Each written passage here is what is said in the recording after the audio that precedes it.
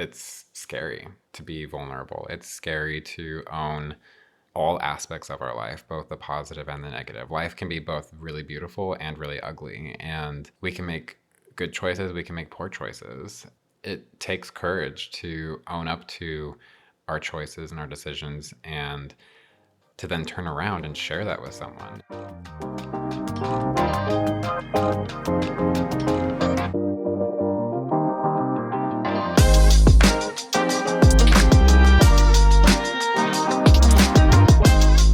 Hello, and welcome to the podcast, to the first episode of Queerly Overthinking.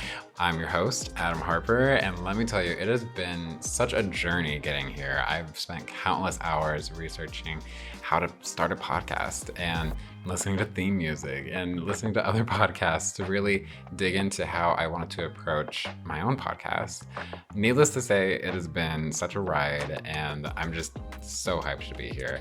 And in this episode, I'm going to be sharing who the heck am I, why I'm doing this podcast, and how I came up with the name Queerly Overthinking.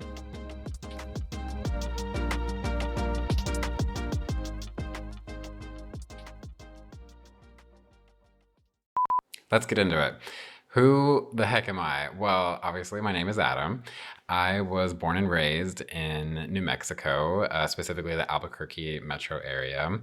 I grew up in a big family. I have 7 siblings, and I fall in 6 of 8, so I'm a middle child. And I have 19 nieces and nephews, which I absolutely love all of them. Family reunions are definitely a big thing for us. It's a big get together. We are spread out wide throughout the United States. So getting us together is definitely a lot of fun, but it also takes a lot of logistics. Another fact about me is I grew up Mormon. I was very active in the church. I did all the things. I even went on a church service mission to Oregon, actually. And it wasn't until college that I realized I was gay, or at least I started that journey of reconciling, like, who am I? What are these feelings? How does this relate to, like, or reconcile with my faith and beliefs? Trust me, there will be a whole other episode about that here soon, but just a little bit more about me on that.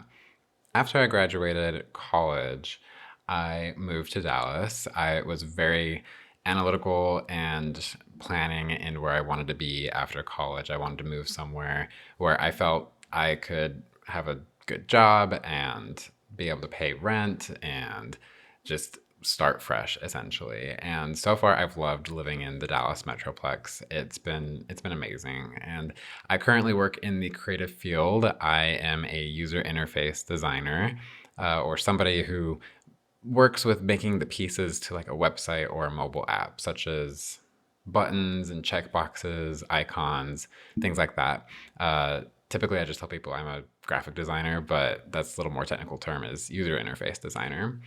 And that's just a little highlight of who I am. And I'm sure as episodes go on, I will be sharing more about my background and story. But I wanted to pivot into, why am I doing this podcast? I've had several people ask me, what is it going to be about? And why specifically are you doing it? To me, I feel like each of us has such a unique perspective on life that while we might share in similar events, or, there might be one central thing that links us all together, there are different viewpoints. There are different ways that people approach life. And I want to share that. I want to hear that. I want to see how me and another person can view this specific topic or this specific interest, and just hear what their thoughts are on it, because surely we might have similar feelings about it, or we might have completely different feelings about it. And I am also a huge proponent that we need your art in the world. We need your thoughts. We need your creativity. We need your perspective, because there is only one version of you in this whole lifetime of this Earth's existence. And I want to be a part of that. I want to be able to make my mark and to be an influence in not only my life, but in the life of the people around me, and to publicly share that with everyone around me. Every viewpoint is valid, and we need to be able to respect that each other, while we might have differing opinions and differing beliefs, that it's important to give each other the space to publicly voice those and to feel safe to express that, and to also have an understanding of just collectively we share a lot of the same day-to-day things. Like, we all eat, we all have to, bathe and take care of ourselves. We have our day-to-day activities that we just have to collectively do to survive and to, meet those natural instincts first before we can start to enlighten and enrich ourselves. And I just think it's so humanizing when we can actually take a step back and see that we're more alike than we are different. And it's amazing to see how those differences make us personal and unique. Anyway, that is kind of a gist of why I wanted to do this podcast, to bring forth those unique perspectives.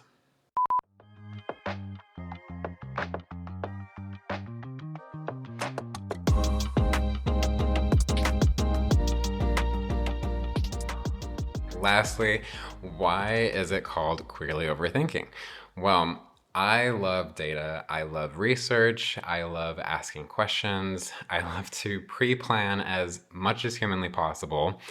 I oftentimes will, when I'm presented with a problem, I want to make sure that I have an answer ready to go when that time to give an answer is requested of me. So I want to make sure that I've thought through every single aspect. I want to make sure that I've thought through every different scenario and have it ready to go. So it's basically a transaction of me just like, here's my answer, here's my response, here we go.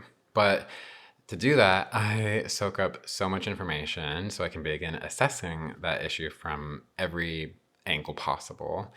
And little did I know within the last year that I tend to operate with like a high functioning level of anxiety, where I feel like several people can relate to that and to these specific emotions and feelings. But it wasn't until I started working through therapy with my therapist and discovering my patterns of thinking and how my mind can quickly start to analyze and oftentimes overthink something. Not to say that thinking or analyzing is bad, but there's definitely a balance to which I'm still learning that myself, a balance of how much intentional effort should I be devoting to this specific topic or this subject or this feeling, and how to best categorize thoughts, feelings, actions, etc.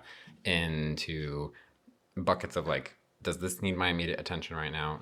Could this maybe be something on the radar? And then could this be something just down the road when I get to it, but still just something to be aware of? Knowing all of this, my goal for this podcast is to use it as an outlet to not only share my thoughts, my experiences, but to also invite friends and guests to share their thoughts and their experiences, and to kind of see how maybe we've analyzed and overthought something, but from a very inclusive environment and safe space, which is, again, why I named it Queerly Overthinking.